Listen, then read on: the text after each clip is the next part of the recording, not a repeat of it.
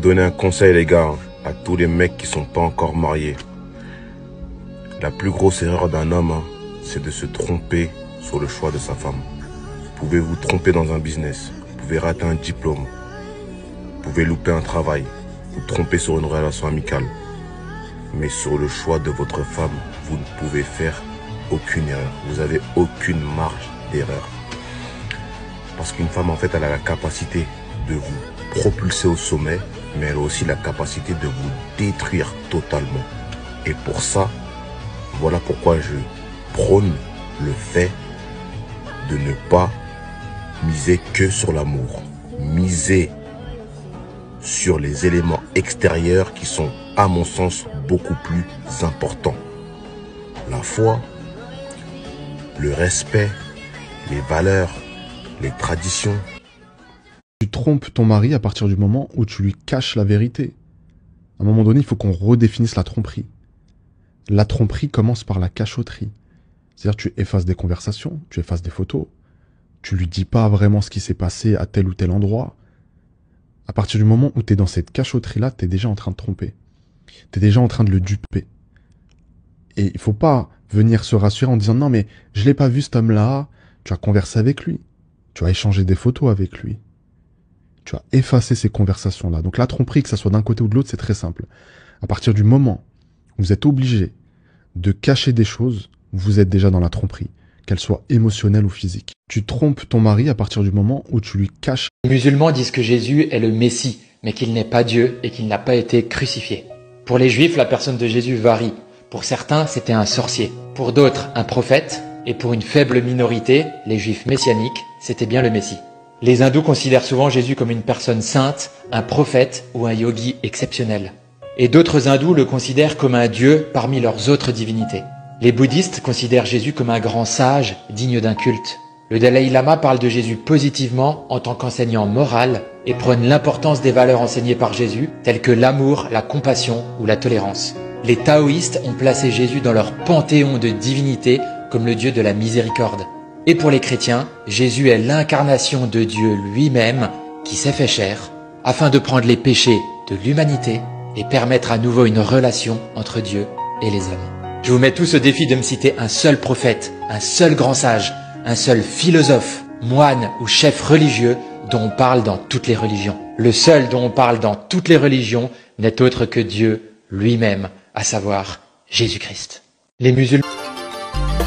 Louez l'Éternel avec les harpes et le tambourin.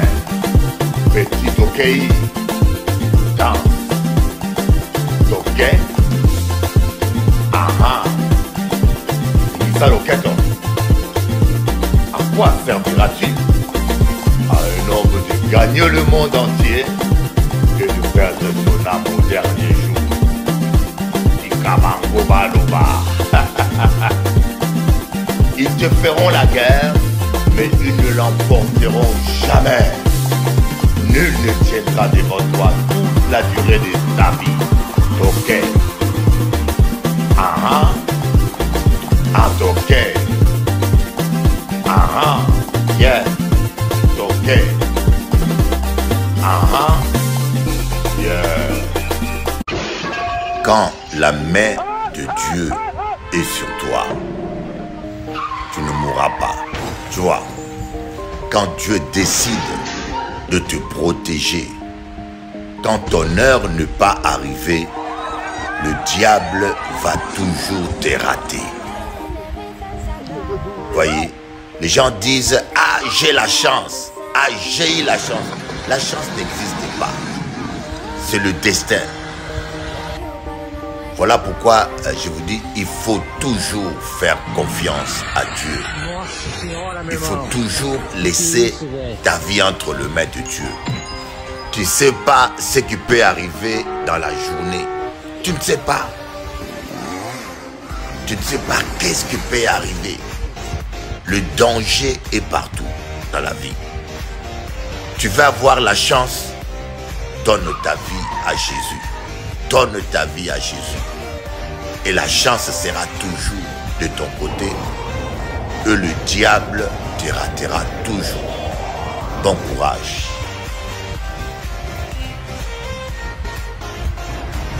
on est à l'abri. Dites-moi franchement, dans quel livre saint, vous qui croyez, qui avez le nom de Dieu partout dans vos bouches, dans quel livre saint on dit la femme doit être indépendante? On vous a pas dit qu'on nous a tiré de la côte de l'homme? On vous a pas dit que nous-mêmes on vient de l'homme, genre on peut pas être autosuffisante alors qu'on nous a tiré de sa côte.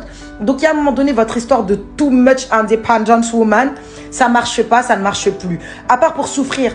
Les meufs qui font ça en général, elles sont épuisées, elles se plaignent tout le temps, ça va pas dans leur vie. Toujours un truc à redire, elles ont toujours quelque chose qui va pas. Mais c'est normal, tu peux pas être épanoui et heureux alors qu'en fait tu fais des rôles qui ne sont même pas les tiens. Donc je suis désolée, moi toutes les personnes qui sont là à brailler toute la journée, ah, indépendante woman, nanana, moi je suis autosuffisante, moi j'ai pas besoin d'un homme, on n'est pas ensemble. On n'est pas ensemble. Pas du tout. On a toujours besoin de quelqu'un, on s'enterre pas tout seul. Et c'est écrit nulle part dans aucun livre religieux que la femme doit être indépendante et autosuffisante. Il y a un moment donné, vous attirez les clampins. Parce que pourquoi tu veux qu'il se mette dans son rôle? Pourquoi tu veux qu'il se mette dans son rôle alors que tu l'as pris? Tu as pris son rôle. Tu veux prendre son rôle, mais laisse-lui son rôle. Reste à ta place un peu. Reste à ta place. Franchement, reste à ta place. Dites-moi franchement, dans quel livre saint, vous qui croyez, qui avez le nom de Dieu? Comment tu peux rester 3 ans avec une personne que t'aimes pas mais tu trompes tout le temps? Moi ça m'est aussi arrivé. Moi je pense qu'en fait ces personnes-là elles trouvent un intérêt dans la relation. Souvent c'est le type de relation où justement en plus de ça la meuf elle se donne corps et âme, elle fait tout pour la personne, elle l'aide financièrement, émotionnellement pour tout. C'est horrible parce que c'est ce genre de gars qui ont ce genre de femmes qui trompent tout le temps. Peut-être parce qu'ils prennent la personne comme acquise et puis que ça se voit qu'elle est totalement à fond sur lui. Ils vont tromper parce qu'en fait ils pensent qu'à eux. Ils ont quand même besoin qu'elle reste là, tu vois. Et ils en profitent. Tu peux rester 3 ans avec une personne que t'aimes pas mais tu trompes tout le temps? Moi ça m'est aussi arrivé. Moi je pense qu'en fait ces personnes-là elles trouvent un intérêt dans la relation. Souvent c'est le type de relation où justement en plus de ça la meuf elle se donne corps et âme, elle fait tout pour la personne, elle l'aide financièrement, émotionnellement pour tout. C'est horrible parce que c'est ce genre de gars qui ont ce genre de femmes qui trompent tout le temps. Peut-être parce qu'ils prennent la personne comme acquise et puis que ça se voit qu'elle est totalement à fond sur lui. Ils vont tromper parce qu'en fait ils pensent qu'à eux. Ils ont quand même besoin qu'elle reste là, tu vois. Et ils en profitent. Comment tu peux rester 3 ans avec une personne que t'aimes pas mais... Dieu te donnera le mariage, mais c'est ta responsabilité de rester fidèle à ton conjoint. Dieu te donnera des opportunités, mais c'est ta responsabilité de travailler pour ces opportunités. Dieu te donnera la santé, mais c'est ta responsabilité de prendre soin de ton corps et mener une vie équilibrée. Dieu peut même te donner la paix intérieure, mais c'est ta responsabilité de rechercher la réconciliation et pardonner ceux qui t'ont blessé. As-tu remarqué quelque chose? Chaque bénédiction que Dieu te donne dans la vie vient avec un niveau de responsabilité que tu dois être prêt à accepter. Il y a certaines bénédictions que Dieu cherche à te donner, mais lorsqu'il voit que votre niveau de caractère et discipline n'est pas à la taille de cette bénédiction, il ne te le donne pas. Pas parce que Dieu est méchant, mais parce qu'il ne veut pas bénir quelqu'un qui ne peut pas gérer la bénédiction qu'il te donne. S'il te bénit dans cet état, cette même bénédiction va se transformer en malédiction à cause de cet caractère que vous avez. Et lorsque Dieu s'apprête à te bénir, apprête-toi à assumer la responsabilité attachée à cette bénédiction aussi. Alléluia. Dieu te donnera le... C'est pas parce qu'on te dit je t'aime qu'on t'aime. Est-ce que tu sais ça? C'est pas parce que tous les jours on te dit oui je t'aime, je t'aime, je t'aime, ça veut pas dire qu'on t'aime. Élargis l'espace de ta tente. Sors de ta zone de confort. Le Seigneur t'a donné un rêve, il t'a donné une vision. Il t'a donné un projet à accomplir. S'il t'a donné cela, c'est parce que tu as la force. Il t'a donné avec cela la force et la capacité d'y arriver. Parce que Dieu met en nous le vouloir et le faire. Alors si ce projet est dans ton cœur, accomplis-le dans le nom de Jésus. Même si des fois tu es fatigué, tu es épuisé, lève-toi et continue.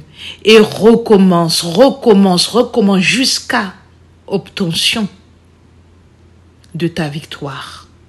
Jusqu'à l'accomplissement de tes projets. Pour beaucoup, malheureusement, parfois, lorsque nous les regardons, on se dit, dans 10 ans, c'est sûr, elle ou il sera à la même place. On ne devrait pas penser cela de toi. On ne devrait pas penser cela de toi. Dans 10 ans, je reviens, elle est ou il est à la même place. Certains parieraient même ça. Parce que lorsque tu regardes en arrière, effectivement, il y a 5 ans, il y a 10 ans, tu étais déjà à cette place-là. Pourtant, le Seigneur nous demande d'avancer. Il dit qu'il a fait de nous sa tête, la tête et non la queue. Il nous a mis en haut et pas en bas. Alors je t'encourage à ne pas baisser les bras. Si Dieu t'a donné une parole, si Dieu t'a donné ce rêve, cette vision, il t'a donné les capacités de le faire, les capacités d'accomplir cette vision. Alors ne t'arrête pas de courir, ne t'arrête pas. Sois endurant, même si parfois c'est difficile, même si tu as le doute. Si Dieu a mis cette parole dans ton cœur, il l'accomplira. Mais c'est toi qui dois te battre pour que tes bras ne puissent pas s'arrêter. N'est-ce pas?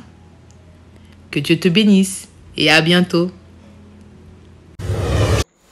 Voici les miracles qui accompagneront ceux qui auront cru à mon nom. Ils chasseront les démons, ils parleront de nouvelles langues. Jésus est le même hier, aujourd'hui et éternellement. Le Saint-Esprit agit encore. Il fait des miracles, il guérit des malades. Venez vivre la gloire de Dieu, car Jésus vous aime. À bientôt.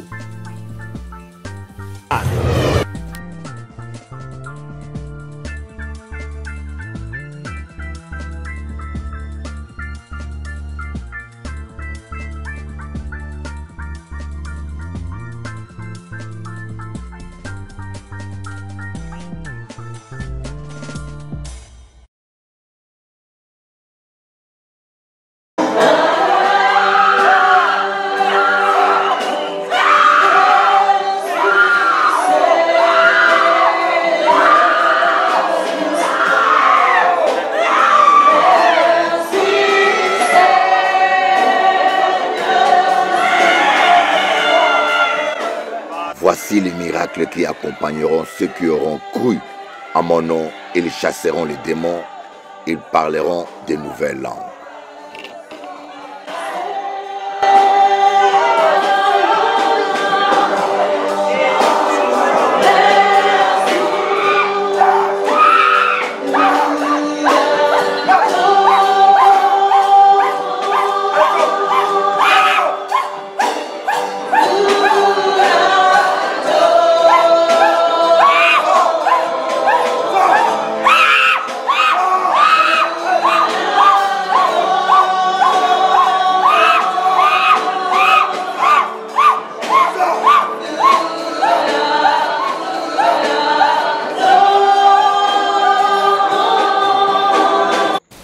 Voici les miracles qui accompagneront ceux qui auront cru à mon nom. Ils chasseront les démons, ils parleront de nouvelles langues. Le 17 novembre, je serai à Fresnes, au premier culte à 10h et au deuxième culte à 14h30 à Euro Hotel. Fresnes, n'hésitez pas, renseignements sur onction.com. Ce dimanche, venez nombreux recevoir votre délivrance et gratuitement. L'évangile est une démonstration de puissance et je viens avec la puissance. Soyez bénis.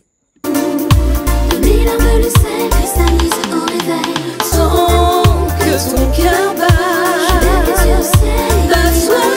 pour l'amour. De larmes le sel cristallise au réveil. Tant que ton cœur bat, je lève les yeux au ciel. Bats-toi pour l'amour. De larmes le sel cristallise au réveil. Tant que ton cœur bat, bats-toi.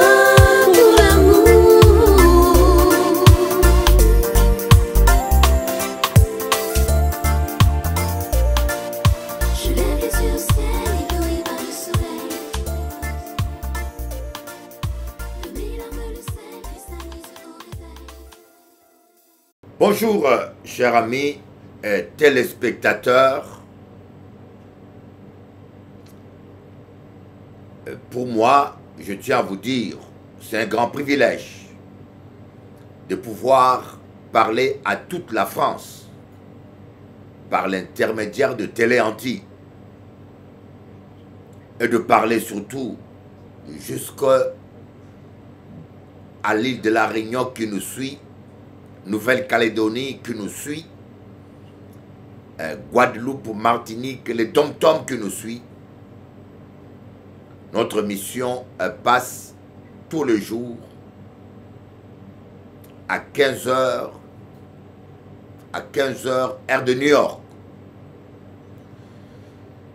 Elle change parce que on suit l'heure de Paris. Voilà, on passe tous les jours à 20 h, heure de Paris.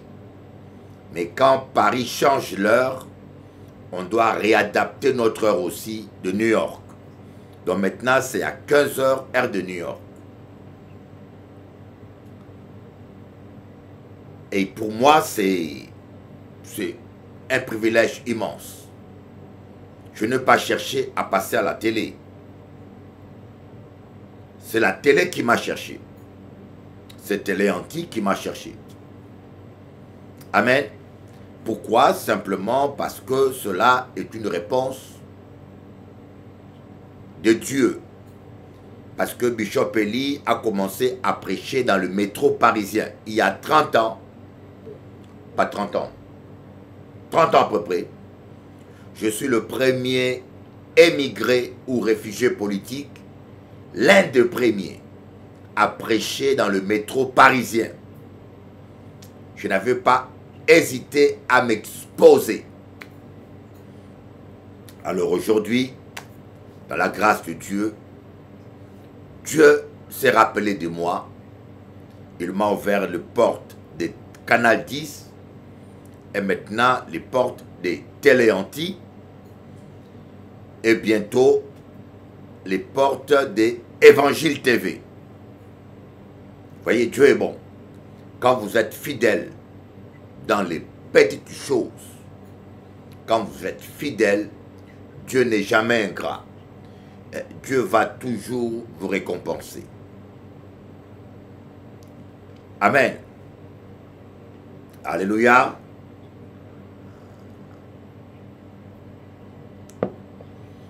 Aujourd'hui, je veux aborder avec vous un thème qui va vous surprendre. Les situations désagréables à la gloire de Dieu. Je ne sais pas si vous avez déjà entendu un tel message.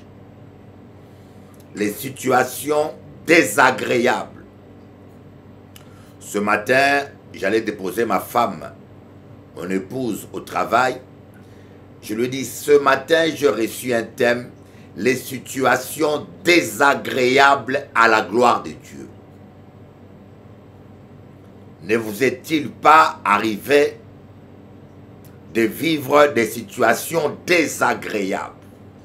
Il n'y a que les menteurs qui vont dire jamais.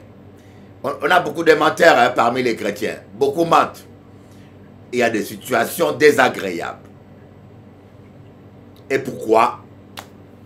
Pourquoi Dieu permet certaines situations désagréables? Parce que parfois, certains désagréments sont pour la gloire de Dieu. Regardez un petit peu. Est-ce que la trahison est toujours évitable? Non. Il y a des trahisons qui ne sont pas évitables. Il y a des trahisons que nous-mêmes nous créons parce que nous sommes imprudents. Mais par contre, il y a des trahisons qui sont inévitables, que vous ne pouvez pas éviter. Amen. Il y a des trahisons que vous ne pourrez pas éviter. Amen. Simplement parce que ces trahisons sont pour la gloire de Dieu. J'aimerais vous parler par exemple de ça fait du bruit, hein, la clim. J'aimerais vous parler par exemple de Judas. La Bible dit, Jésus-Christ dit, ce n'est pas moi qui vous ai choisi, et pourtant l'un de vous est un démon. Dieu peut permettre que vous puissiez vous marier avec une femme Judas. Judas peut être un disciple, comme il était disciple de Jésus. Judas peut être un époux que Dieu permet, qui rentre dans votre vie. Judas peut être une épouse. Judas peut être un enfant. Ah ben oui. Voyez, mais les Judas sont nécessaires. C'est désagréable, n'est-ce pas? Personne n'aimerait avoir un ami Judas ou un époux Judas ou une épouse Judas, n'est-ce pas? Personne ne voudrait, mais pourtant je peux vous dire que les Judas sont parfois nécessaires. Sinon Dieu n'aurait pas pris un Judas comme disciple de son fils Jésus-Christ. Amen. Mais par contre, les Caïens, on peut les éviter avec la discrétion, comme mon avis. Donc, il y a des situations qui sont vraiment désagréables parfois. Mais le plus important, c'est d'avoir sa vie en règle. Le plus important pour un enfant de Dieu, c'est la crainte de Dieu. La vraie sécurité, c'est la sainteté. Vous voyez, vous ne pouvez pas tout contrôler. On dit que ses voies sont impénétrables, insondables. Comme les cieux sont élevés au-dessus de la terre, ses pensées sont élevées au-dessus de nos pensées. Même certains échecs que nous avons, qu'on vit mal parfois, qu'on a du mal à digérer et à accepter, c'est à la gloire de Dieu. Une sœur m'a dit, mon mari me trompe. Et puis, de quelle manière?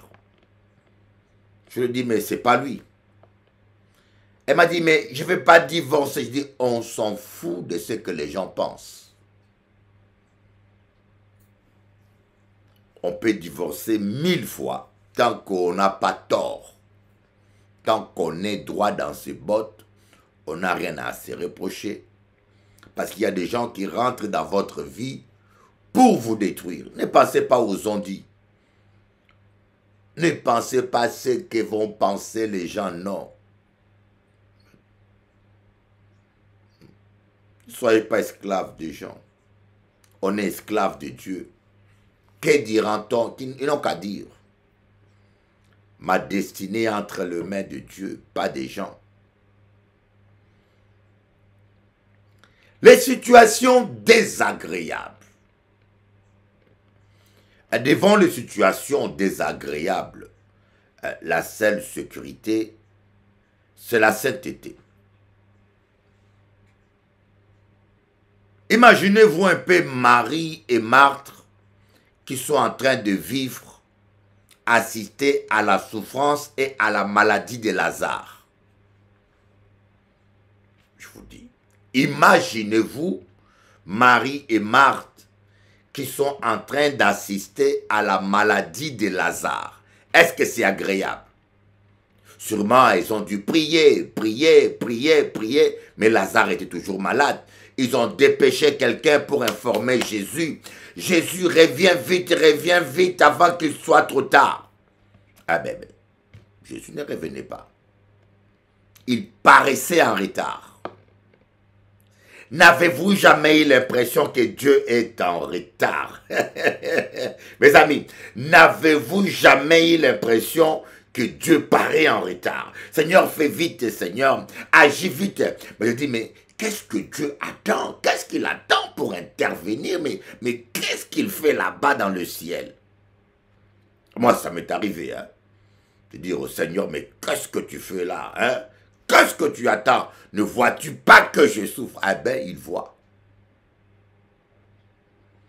Et lorsque, on va dire à Jésus, celui que tu aimes là, Lazare, est malade. Jésus va dire, cette maladie, c'est pour la gloire de Dieu. Est-ce que vous comprenez l'importance d'être en communion avec le Saint-Esprit. Voyez, être en communion avec le Saint-Esprit, l'avantage, c'est pas seulement la démonstration de puissance ou de chasser le démon, comme les disciples étaient contents d'avoir chassé le démon, d'avoir constaté que même les démons leur étaient soumis. L'avantage, c'est pas seulement d'être un Superman, marcher sur les eaux, mais non. Surtout l'avantage du Saint-Esprit, c'est d'être en diapason avec le Dieu Tout-Puissant, être en harmonie avec le plan de Dieu. Comme j'ai dit, il y a des tempêtes qu'il faut arrêter, et il y a des tempêtes qu'il ne faut pas arrêter. Voyez, Jésus a arrêté la tempête qui voulait l'empêcher d'aller à Capernaum pour délivrer 2 personnes possédées. Mais l'apôtre Paul n'a pas arrêté la tempête parce que la tempête l'a mené à l'île de Malte où Dieu voulait sauver des âmes. Il faut avoir les discernements. Il y a certaines tempêtes désagréables dans nos vies, mais qu'il ne faut pas arrêter. Parce qu'elles accomplissent le plan de Dieu. Dans le cas de l'apôtre Paul, il fallait que l'apôtre Paul fasse naufrage à Malte. Il fallait que même une vipère le morde à la main pour que Dieu manifeste sa puissance. Hayama, hayama, hayama, hayama, hayama, hayama, hayama, hayama, hayama, sarakabashi karababa kabayondo. Alléluia, alléluia. Les plans de Dieu, les situations désagréables, on te licencie. C'est désagréable. Mais peut-être qu'on t'a licencié parce que Dieu t'a trouvé meilleur emploi. Et madame part, et monsieur part. Tu commences à pleurer. Je veux des hommes qui disent, ah, je vais mourir. Des femmes qui disent, je vais mourir, cet homme-là, il est parti. Mais des fois que cet homme-là n'était plus utile pour toi. Il n'était plus utile, il était devenu un obstacle pour ta destinée. Et Dieu a jugé que c'était son temps. Il fallait qu'il s'en aille. Ou peut-être qu'il était devenu dangereux pour ta vie. Il fallait qu'il soit dégagé. Mais comme toi, tu étais trop sentimentalement lié, que tu ne voulais pas lâcher prise, et Dieu a permis que ta meilleure copine puisse partir avec lui. Dieu a permis que ta meilleure copine puisse te voler ce serpent venimeux qui allait te mordre. Oh my God. Oh my God. Je parle à quelqu'un. Dieu a permis que ta meilleure copine ou même ta cousine. Je connais une femme qui m'a dit, ma cousine est sortie avec mon mari. Ils se sont mariés. Oh, je ne pourrais pas pardonner cela. Mais ta cousine t'a libéré d'un hypocrite. Ne voyez pas les choses toujours par la chair, mes amis. Ne voyez pas les choses toujours charnellement. Certaines situations désagréables accomplissent le plan parfait de Dieu. Voyez, Lazare était malade. Marie et Marthe étaient désespérées, stressées. Mais lorsque Jésus-Christ va arriver, elles vont dire, mais Seigneur, si tu étais là, Lazare ne serait pas mort. Tu es venu en retard. Je ne sais pas si il vous est jamais arrivé d'avoir l'impression que Dieu est en retard. Moi, ça m'arrive. Je dis, mais Seigneur, qu'est-ce que tu attends? Pourquoi que tu permets que je vive ça? Seigneur, qu'est-ce que tu attends, papa? Qu'est-ce que tu attends, Seigneur? J'en ai assez. Des fois, on a l'impression que Dieu est en retard. Il n'y a que les hypocrites qui vont dire qu'ils n'ont jamais cette impression. Mais moi-même, étant qu'homme de Dieu, ça m'est arrivé dans certaines situations de ne rien comprendre, de ne plus comprendre Dieu, de dire, mais Seigneur, pourquoi tu permets ça? Pourquoi tu attends si longtemps pour intervenir? Seigneur, il est temps. C'est ce que Marthe a dit, mais Seigneur, si tu étais là, Lazare serait pas mort. Tu es arrivé en retard. Jésus-Christ va lui répondre au présent, je suis la résurrection et la vie. Cette situation, c'est pour la gloire de Dieu. Alors, si vous êtes en train de passer un moment difficile que vous n'arrivez pas à comprendre, il faut dire, toute chose concourt au bien de ceux qui craignent l'Éternel, n'est-ce pas? Eh bien, je vous ai donné l'exemple d'une sœur qui est venue me confier son problème. Elle pleurait, elle pleurait. Elle était désespérée parce que son fils a été injustement accusé et son fils était en prison, condamné. Elle a pleuré, elle souffrait vraiment. Et moi, j'aime beaucoup cette sœur. J'avais très mal pour elle. Mais je lui ai dit, écoutez, Dieu sait pourquoi il le permet. T'inquiète pas, fais confiance à Dieu. Et vous savez, un an ou 2 ans après, j'ai revu cette sœur, elle était avec un sourire, il m'a dit, Bishop Eli, j'ai une nouvelle à te donner, c'est bizarre, un pasteur est dans la même cellule que mon fils. Un pasteur est dans la même cellule que mon fils. Mon fils m'a écrit et que ce pasteur lui prêche la parole. Je dis, tu vois, Dieu a un plan. Il y a des gens qui vont se convertir seulement en prison. Dieu sait ce qu'il fait. Fais confiance à Dieu.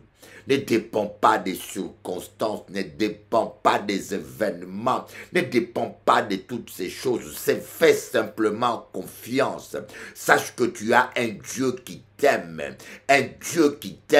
et un Dieu qui est fidèle, qui n'est pas traître. Il est au contrôle, il n'est jamais surpris. Rien ne le surprend. Et ce jour-là, j'ai pu voir la lueur de l'espoir, la lueur de la joie dans le visage de ma bien-aimée. Les situations désagréables qui sont à la gloire de Dieu. Les situations désagréables. Pensez-vous que lorsque Moïse était devant Pharaon et que Pharaon lui tenait tête, cela était agréable? Vous savez, des fois, nous lisons trop vite la Bible. Nous lisons trop vite la Bible. Et pensez-vous que lorsque Moïse allait faire ses démonstrations et qu'il se disait sûrement, Moïse ne savait pas qu'il y avait 10 plaies. La première fois, il pensait que Pharaon allait le libérer. Il va aller parler au Pharaon et Pharaon lui tient tête. Il fait sa démonstration, mais Pharaon ne cède pas. Et Moïse sûrement s'est gratté la tête. Il a dit, mais papa, je ne comprends pas, tu m'as envoyé, mais Pharaon me résiste. Dieu dit, va encore une deuxième fois. Et sûrement la deuxième fois, il s'est dit, cette fois-ci, Pharaon va fermer sa bouche. Il fait sa démonstration de puissance, mais Pharaon lui tient tête. Il retourne encore, mais Seigneur, je ne comprends pas. Monsieur trop résistant, monsieur trop incrédule. Mais Dieu dit, va la troisième fois. Vous comprenez?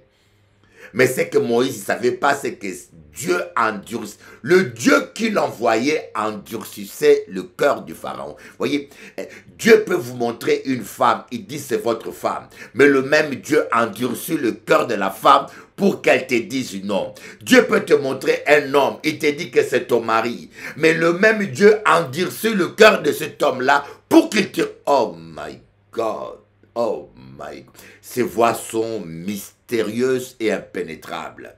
Voilà pourquoi il faut simplement, pour marcher avec Dieu, il faut simplement faire confiance. Il ne faut pas chercher à comprendre certaines choses. Il y a des choses qu'on comprend avec le temps. Voyez, il y a des choses qui t'arrivent aujourd'hui que tu comprendras 10 ans après. Il y a des choses qui t'arrivent aujourd'hui que tu comprendras 3 mois après. Mais nous cherchons toujours à comprendre. Mais au lieu de chercher à comprendre, faites confiance à Dieu et dites, papa, tu es au contrôle.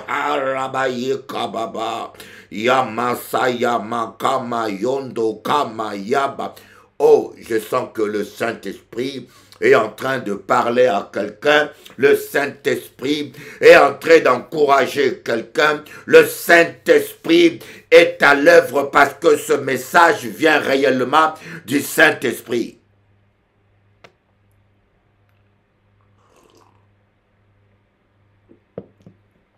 Voyez, le Dieu qui envoie Moïse devant Pharaon, et d'abord, Moïse fouillait Pharaon. Moïse, à sa naissance, il fouillait Pharaon. Il a été jeté dans l'eau. Mais la main providente de Dieu l'a amené dans la maison de Pharaon qui le cherchait. My God, my God. De toute façon, il n'avait pas le choix. Il était bébé. Et maintenant qu'il a grandi, il a encore fui Pharaon. Et maintenant, Dieu lui dit, va devant Pharaon. Imaginez-vous que vous êtes recherché et Dieu t'envoie sans garde-corps, sans épée, avec un bâton devant la personne qui te recherche. Mais je vous dis que parfois nous lisons trop vite la Bible. Nous lisons trop vite la Bible. Quand vous commencez vraiment à essayer de transcender, c'est-à-dire que à essayer de vous mettre à la place de Moïse et à vous mettre à vous imaginer les contextes politiques, sociaux, culturels et historiques, c'est là où vous allez voir la gravité, la tension que Moïse vivait lorsque vous savez que Pharaon vous considérait comme un terroriste et qu'il voulait vous tuer. Il était à votre recherche et Dieu te dit, va devant Pharaon. Et c'est normal que Moïse commence à trembler. Et c'est normal. Des fois on dit Moïse, il commence à trembler et il cherche des excuses. Seigneur, tu sais, je ne sais pas parler, je bégaye. Et Dieu dit, mais qui a créé la bouche? Pourquoi tu me dis que qui a créé la bouche?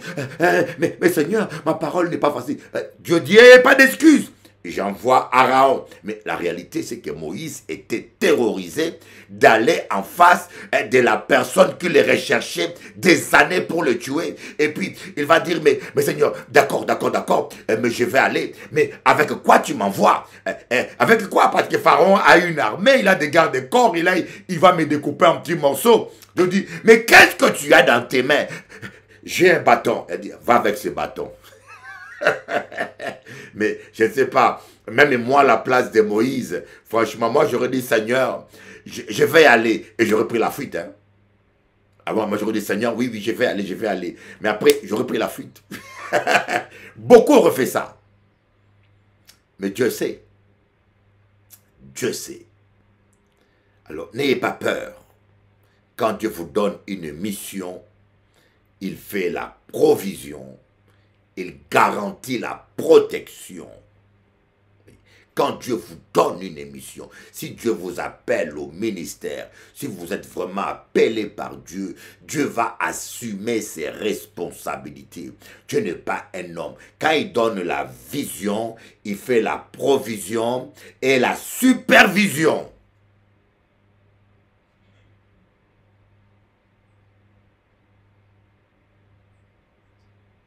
Je ne sais pas si vous comprenez la quintessence et la profondeur de cet enseignement. Les situations désagréables. Bon, les situations peuvent être désagréables à tort et à travers. Hein. C'est comme Jonas. Jonas qui se retrouve dans le ventre de la baleine. Ce n'est pas agréable, mes amis. Se retrouver dans le ventre de la baleine avec les odeurs. Moi, j'ai mon chien Rocky, des fois, qui pète. Je peux vous dire, quand Rocky pète, c'est désagréable. Il a des problèmes de digestion parfois, mais quand il pète, je vous dis que c'est désagréable. Mais imaginez-vous Jonas dans le ventre de la baleine, avec toutes ces odeurs. Je ne sais pas si qui de nous voudra se retrouver là. Ce n'est pas agréable, c'est incommodant. Mais c'est Dieu qui a permis cela. Parce que Dieu avait un plan pour Jonas, voyez. Certaines situations sont désagréables à cause de notre désobéissance, mais certaines situations sont désagréables pas à cause de notre désobéissance, mais parce que Dieu a un plan. Si on refuse ton dossier, voilà, des fois, on veut voyager, aller dans un pays que Dieu n'a pas prévu pour nous, et ton dossier est refusé, ton visa est refusé. Apprenons à rendre grâce à Dieu même quand c'est désagréable. C'est la raison pour laquelle l'apôtre Paul, étant que l'apôtre des gentils, avait compris cela. C'est pour cela qu'il a écrit « Rendez grâce à Dieu en toutes circonstances. Yama, yama, yama, yama, yama, yama, yama, yama, yama, yama, yama, yama, yama, yama, yama, yama, yama, yama. J'aime ça, rendez grâce à Dieu. En toute... Ouais. On va lire cela. L'apôtre Paul écrit, « Rendez grâce en toutes choses, car c'est à votre égard la volonté de Dieu en Jésus-Christ. » 1 Thessaloniciens, chapitre 5, verset 18. Rendez grâce en toutes choses, car c'est à votre égard la volonté de Dieu en Jésus-Christ. Éphésiens 5, verset 20, il dit, « Rendez continuellement grâce pour toutes choses à Dieu le Père au nom de Jésus-Christ. » Or, on a vu 1 Thessaloniciens chapitre 5, verset 18. Maintenant, on lit Éphésiens chapitre 5, verset 20.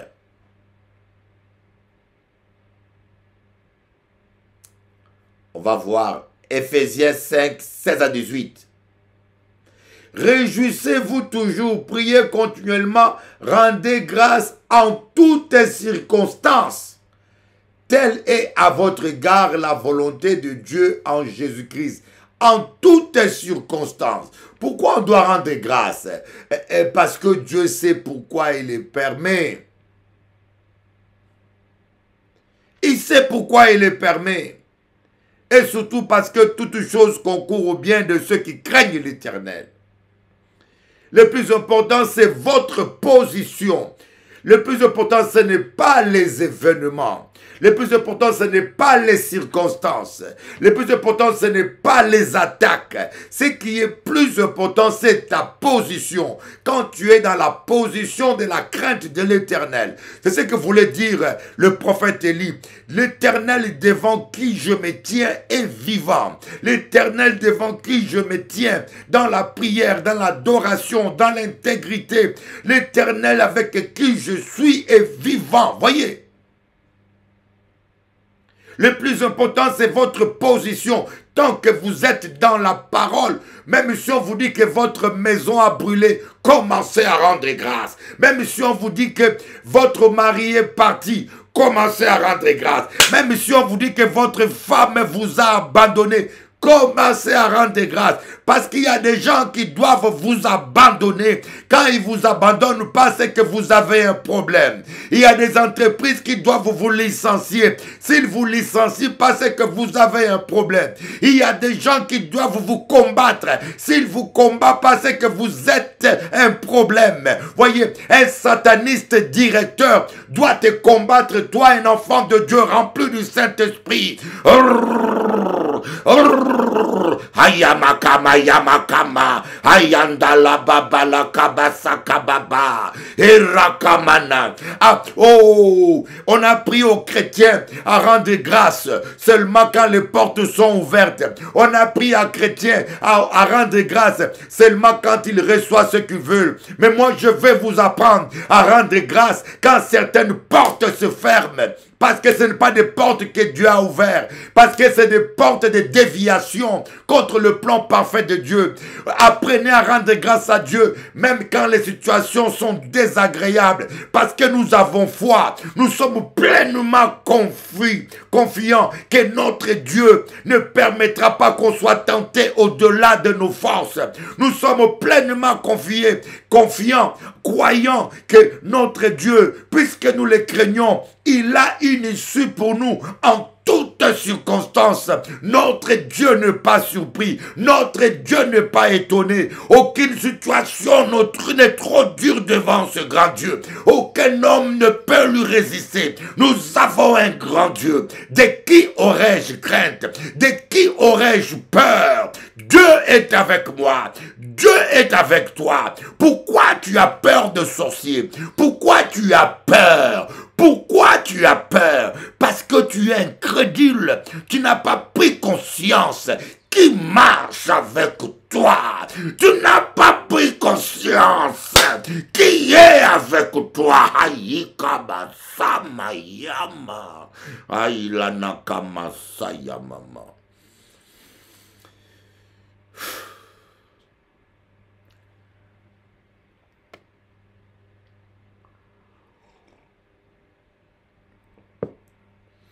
Je vais encourager quelqu'un.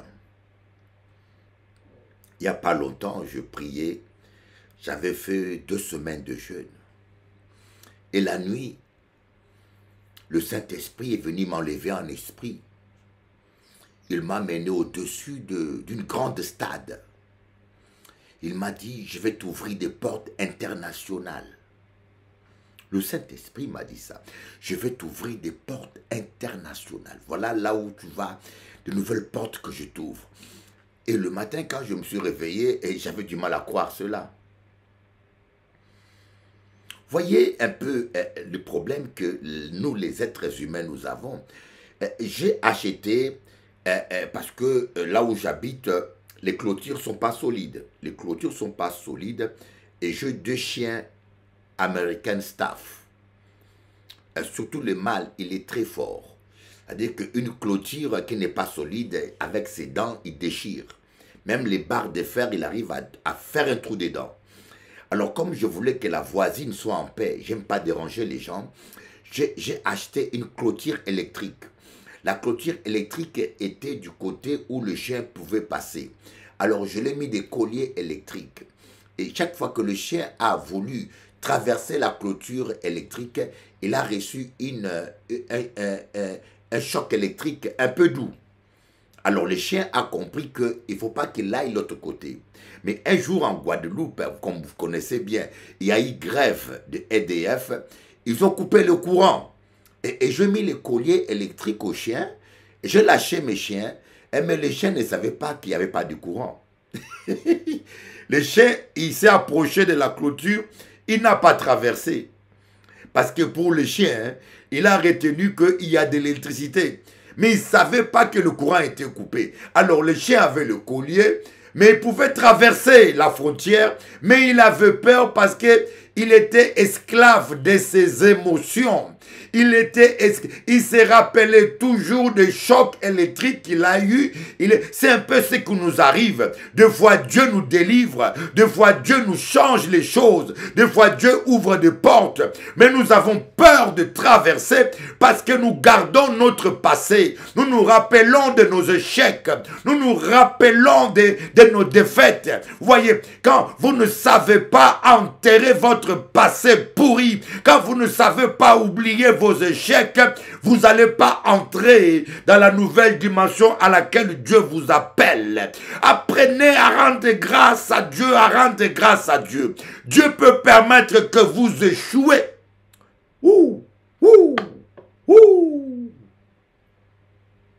Un réma.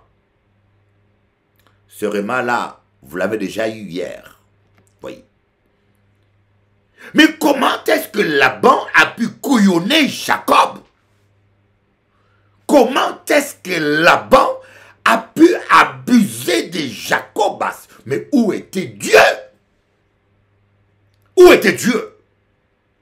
Est-ce que cela vous arrive pas à dire, mais où était Dieu? Comment est-ce que cet homme-là a pu... Je connais un homme qui a couillonné une sœur en Christ. Comment est-ce que cet homme-là a pu me couillonner, me tromper? Et Dieu n'a rien fait. J'aimerais vous donner une réponse, parce qu'il faut une réponse. Il y a des gens qui se posent la question, Il faut une réponse. N'oubliez pas que tout ce qu'on sème, on le récolte, voyez. Quand l'apôtre Paul dit dans Galates, ce qu'on ne se moque pas de Dieu, c'est qu'un homme sème, il va les récolter. Ici, l'apôtre Paul n'est pas en train de parler aux païens, il parle aux chrétiens. Parce que les chrétiens aujourd'hui ont mal compris l'évangile. Ils pensent que comme ils sont chrétiens, comme Dieu est amour, ils peuvent faire n'importe quoi, Dieu va pardonner, donc il n'y aura pas de conséquences. Et non, le pardon n'exclut pas la justice. Le pardon n'exclut pas le châtiment. Voyez, Dieu a pardonné à David, mais l'enfant qu'il avait eu dans le péché était mort. Dieu peut vous pardonner, mais vous allez payer ce que vous avez récolté.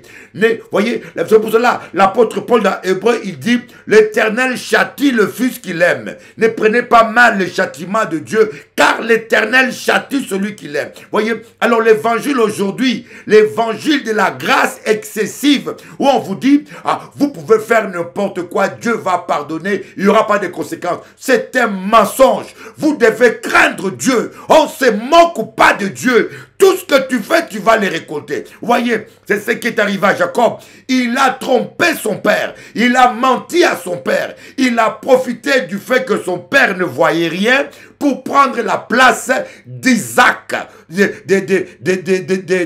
d'Ésaü. Et la même chose lui est arrivée. Lorsque Laban a voulu profiter de lui, Dieu l'a permis. Voyez, Dieu n'a pas dit à Jacob, fais attention, c'est pas Rachel qui est avec toi, c'est Léa. Dieu a permis. Pourquoi? Parce que Jacob devait payer ce qu'il avait fait.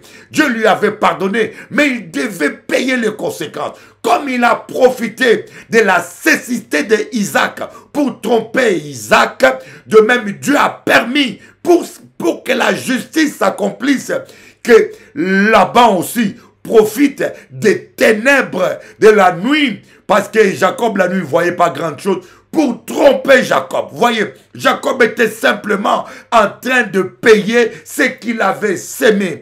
Il était simplement en train de récolter exactement ce qu'il a sémé. Et la nuit, Laban a pris Léa, il a donné à Jacob la nuit, et Jacob ne voyait rien. Il a touché les seins, il a touché les boubounes, il a touché partout. Il a dit, waouh! Bon, Jacob devait être surexcité, hein, parce que Jacob n'a pas eu le temps de faire des préliminaires. Si Jacob avait pris le temps de parler un petit peu, il aurait aussi. Alors, gare à vous aux hommes qui ne prenaient pas le temps d'avoir des préliminaires. L'amour n'est pas seulement, hein, l'amour, il faut tendresse, voyez. Mais Jacob, il était tellement surexcité qu'il a sauté comme un barbare sur Léa, pensant que c'est Rachel. Mais lorsqu'il a fini ses affaires et qu'il a commencé à parler, il s'est rendu compte qu'il se fait avoir. Il s'est énervé. Il a dit, je me suis fait avoir. Mais sûrement il s'est dit, mais pourquoi Dieu tu m'as pas averti? Pourquoi Dieu tu m'as pas parlé? Pourquoi Dieu tu as permis ça? Mais sûrement Dieu a dit, mais mon petit, tu dois récolter ce que tu as sémé. Maintenant tu comprends ce que ton père Isaac a senti quand tu l'as trompé, quand tu as profité de son aveuglement pour le trahir. Maintenant tu payes ce que tu as fait. Oh mes amis, on récolte ce qu'on sème. Arrêtez de jouer avec Dieu. On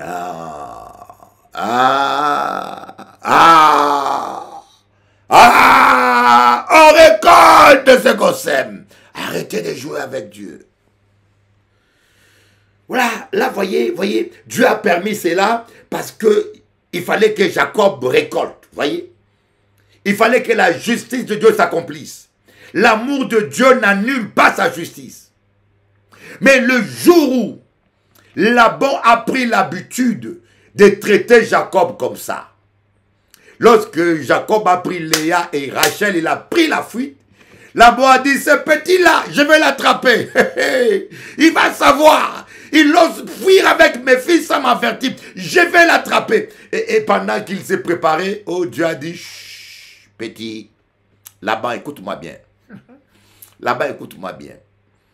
Tu as pu couillonner, tu as pu avoir Jacob, le faire travailler 7 ans de plus. C'est moi qui a permis ça. Hein? Je permis ça parce qu'il avait une dette. Et maintenant, il n'a plus de dette. Hein? Alors fais attention, hein, ce n'est pas n'importe qui. Hein. Ne pense pas que parce qu'avant j'avais permis cela que tu peux faire n'importe quoi avec Jacob. Jacob a alliance avec moi. Alors écoute-moi mon petit Laban. Ne dis rien de bon ni de mauvais à Jacob. Écoute bien Laban. Je suis en train de te parler. Ne dis rien de bon ni de mauvais. Ferme-la. Laban a dit, c'est sérieux? Et lorsque Laban a rencontré Jacob, il dit Jacob, je suis venu seulement chercher mes dieux. Je suis venu seulement chercher mes dieux, mes idoles, parce que ton Dieu là m'a dit de ne rien te dire. Je suis clair, de ne pas te menacer, rien te dire, ni en bien ni en mal. Il ne veut même pas que je dise quelque chose de bien. Il veut que je ferme ma bouche devant toi. Ah, petit, yokaliloba, petit, écoute ça. Oh, ils ont profondeur, tes petits. Ils ont manzanza, ils ont kondolote, ils ont profondeur. Ça, c'est la profondeur. C'est la profondeur de la parole. Voyez, voilà pourquoi des fois, on est mal enseigné, quoi. On est chrétien, on fait n'importe quoi, on agit n'importe quoi, on croit que... Oh my God. Les situations désagréables pour la gloire de Dieu.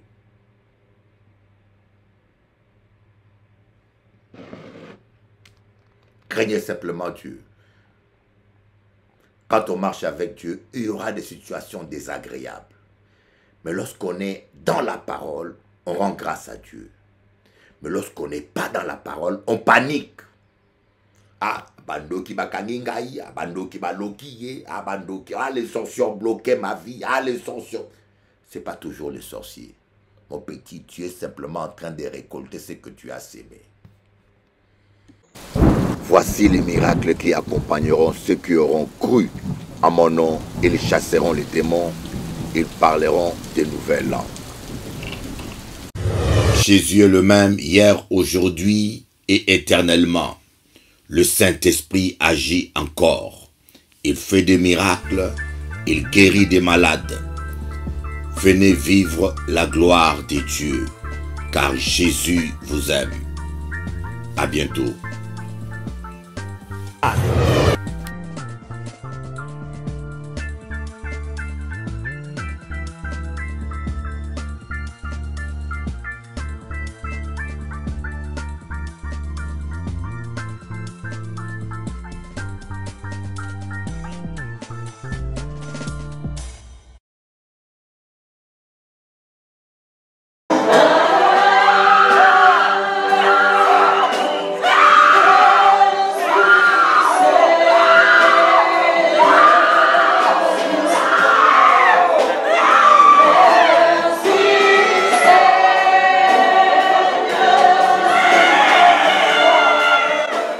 Voici les miracles qui accompagneront ceux qui auront cru en mon nom. Ils chasseront les démons, ils parleront de nouvelles langues.